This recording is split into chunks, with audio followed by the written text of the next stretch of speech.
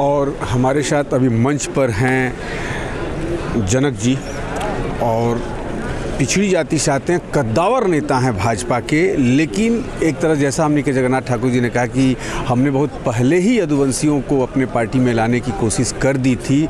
आज भाजपा में यदुवंशी के कद्दावर नेता हैं, नित्यानंद राय से लेके तमाम जो नेता हैं।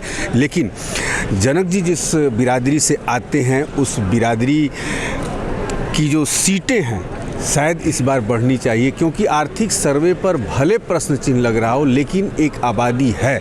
जनक जी पहले तो स्वागत है। धन्यवाद आपको।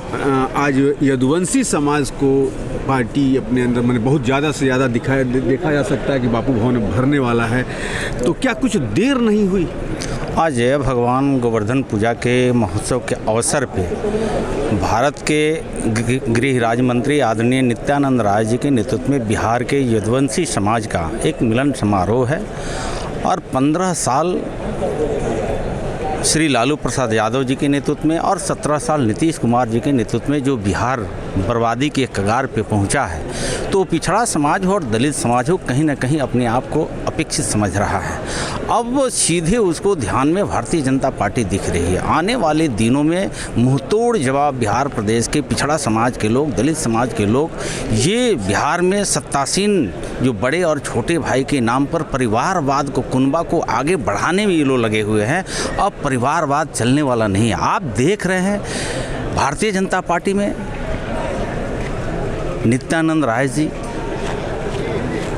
अशोक यादव जी, ओम प्रकाश यादव जी, नवल किशोर यादव जी, एनके यादव जी, ऐसे दर्जनों बड़े बड़े चेहरे। जनक जी क्या ठीक है नेता दिखाई देते हैं भाजपा में, क्या लालू के वोट बैंक में भाजपा सेंध लगा पाएगी?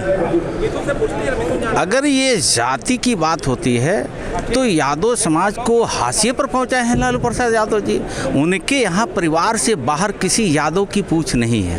अब उनके परिवार में मीसा जी, तेजस्वी जी, ओजस्वी जी, राबड़ी जी, लालू जी, इसके बाद से बिहार के यादवों को कोई पूछने वाला नहीं है।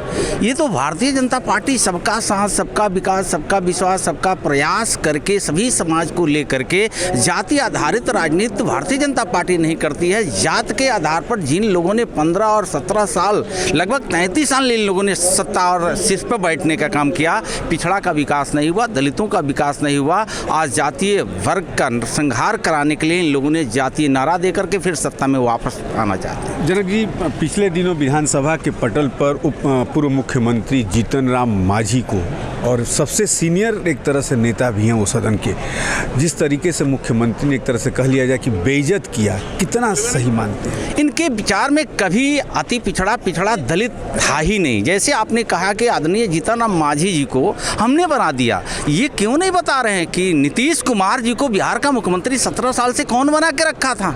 आपका क्या जनाधार है? 2% लेकर के 17 साल सत्ता के सिर पर बैठे हुए, आपके सत्ता के सिर पर बैठने के घमंड में, गुरूर में आप एक बिहार के बड़े लीडर दलित समाज को ही नहीं पूरे वर्ग को आपने अपमान करने का काम किया। आने वाले दिनों में जीतन राम मांझी को जिस तरह अपभ्रंश शब्दों का व्यवहार बिहार के मुख्यमंत्री नीतीश कुमार जी ने किया है, एक एक दलित आने वाले दिनों में इनसे बदला लेगा।